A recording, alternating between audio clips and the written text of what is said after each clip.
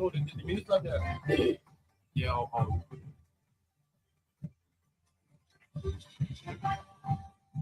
yeah, Apple. Yeah. Hello, I'm Fabi Kuya with Elbc Newsline. Today is Tuesday, January 6, 2026, and these are our top stories.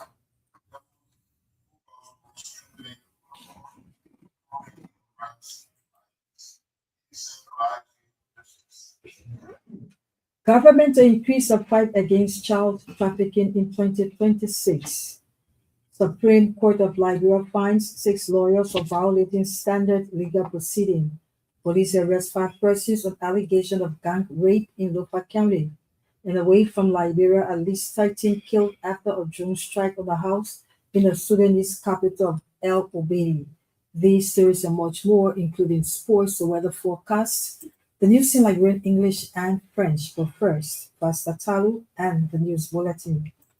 The Justice Ministry has emphasized its resolve to strengthening the fight against child trafficking and upholding the rule of law in 2026. The ministry believes doing so will adequately maintain the country's peace and enhance trust in the country's justice system. Addressing the Information Ministry press briefing Tuesday in Monrovia, Information Minister Jerry McPhee highlighted significant progress in the country, especially under the previous year of 2025. Backlog, expanded access to justice, strengthen gender inclusion, advance decentralization of justice service. The Information Minister characterized 2025 as an impactful year through its deliverables on major reforms that are constantly aligned with the arrest agenda for inclusive development. Government says it expanded rice cultivation by at least 6,000 hectares in 2025 as part of efforts to reduce importation of Liberia's staple food. According to Information Minister Jerry McPhee, government also expanded cocoa cultivation by 13,000 hectares. The Information Minister told Nika regular press briefing that these increments in local food production have been used in farmers' income in Liberia. He also noted that government, through the Ministry of Agriculture, rehabilitated several farm-to-market roads across the country to improve productivity. Meanwhile, the Information Minister has reaffirmed the Liberian government's strong determination to cultivate more local food for the country. The Supreme Court has found 6 lawyers from the legal team representing former Finance Minister and 4 others $396 each for filing their legal brief on the day of the re-argument proceedings. The court warned that the amount be paid in government revenue within 72 hours, with Chief Justice Nami Basis warning them of risks being arrested if they failed to meet the ultimatum. The re-argument before the Supreme Court Tuesday, proffered by Tua's legal team, argued that the client's action was bordered around national security, and as such, they are immune from prosecution and acted under the direct instruction of former President George Weah. They argued that the clients were wrongfully implicated for allegedly stealing over $6 million and billions of Liberian dollars. The Supreme Court reminded them of similar case involving former Defense Minister Brandon Stomakai, adding that the case should have been raised at the lower court, where a jury will hear the facts, and if not satisfied, they can take an appeal to the Supreme Court.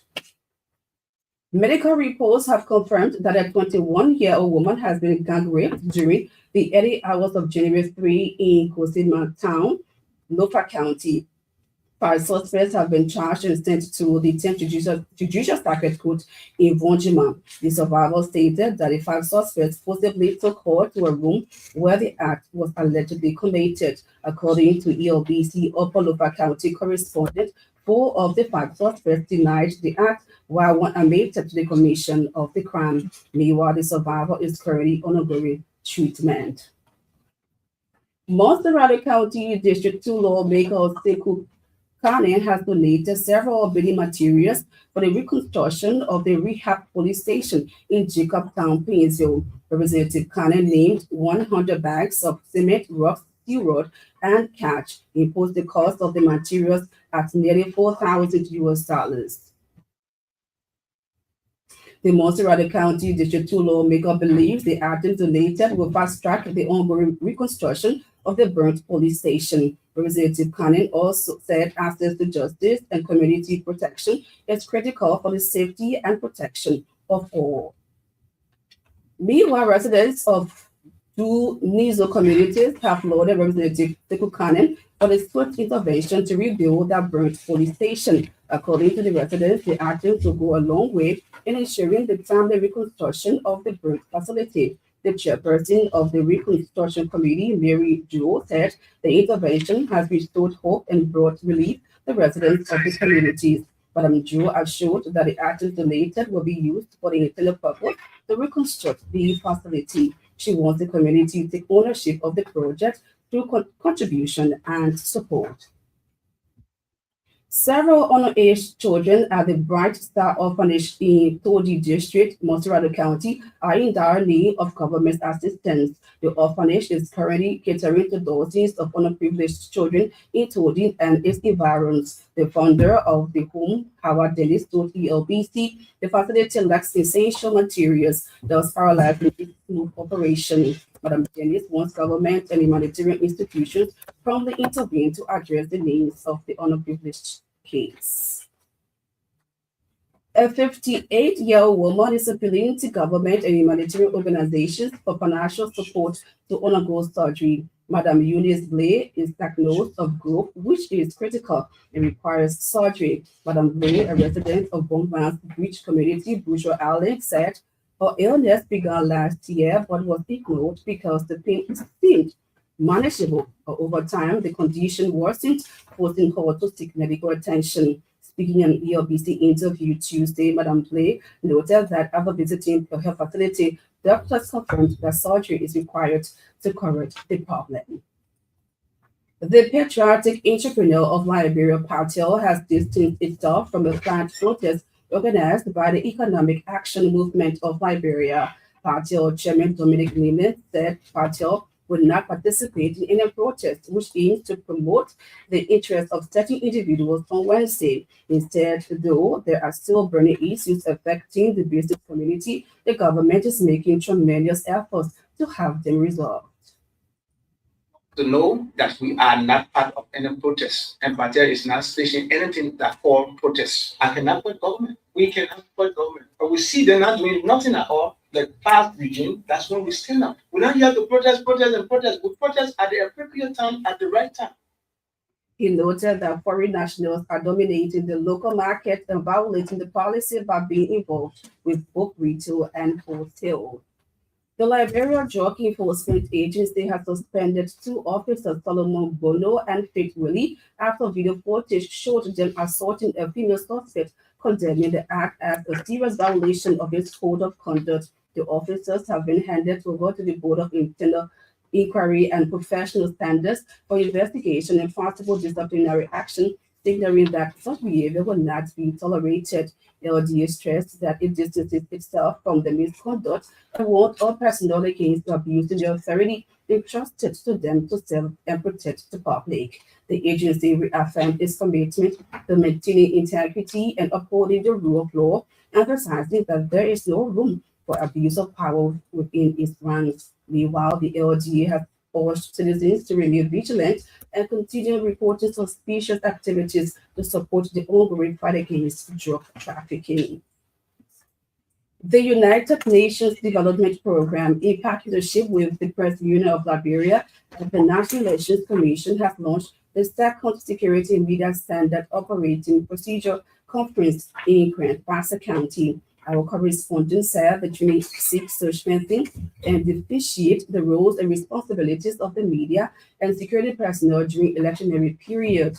Our correspondent quotes the UNDP representative Roosevelt Zize as saying that the training stemmed from rifts between security forces and media practitioners during previous elections. Mr. Zize said the need to create coordination between the media and security agencies is high on the agenda for the conduct of the training. The training brought together several media practitioners and representatives from the joint security from across Pano, Chipome, Kapulu, River State, Montserrat, and Grand Bassa counties.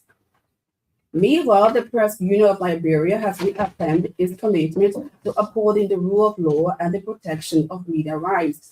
PUL President Julius Kanuba emphasized that Liberia's democratic progress is fundamentally intertwined with the respect for the rule of law and the professional conduct of the media. Mr. Kanuba made the statement Monday in Buchanan Grandmaster County during the start of the second Regional Media Security Conference. The PUL president also highlighted the importance of fostering constructive partnerships between the media and the security sector to safeguard electoral integrity. Mr. Kanuba at the same time urged stakeholders to uphold an environment that is free of harassment and intimidation for journalists nationwide. The ongoing conference is the second of three regional gatherings organized by the United Nations Development Programme and the National Elections Commission in collaboration with the Joint Security and the Press Union of Liberia. Two kickball and football matches would take center stage Wednesday at the SKD Sports Complex in the ongoing National County Sports League. The matches are part of the round robin quarterfinal activities. Margibi faces River G, while Bapulu takes on Grand Kidmount in the second kickball match. In football, Bon County chases Grand Kidmount and Nima will welcome River G in the last football match for the day. There will be more round robin quarterfinal matches Thursday at the same venue. The Liberian Senate has officially appointed and endorsed into office journalist Augustine Starr as Director of Press and Public Affairs. Mr. Starr's appointment followed a rigorous evaluation by the leadership of the Senate from several individuals who applied for the position last year.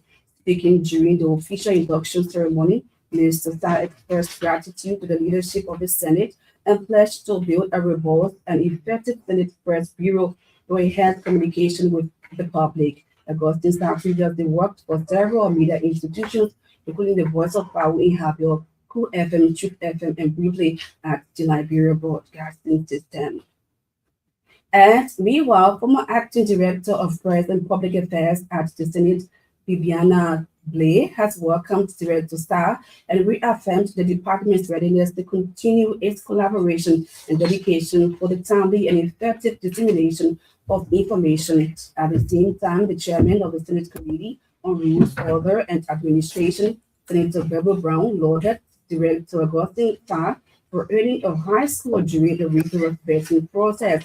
Senator Brown further assured of the Senate leadership's continued support for the Press Bureau and other departments within the Senate Central Administration.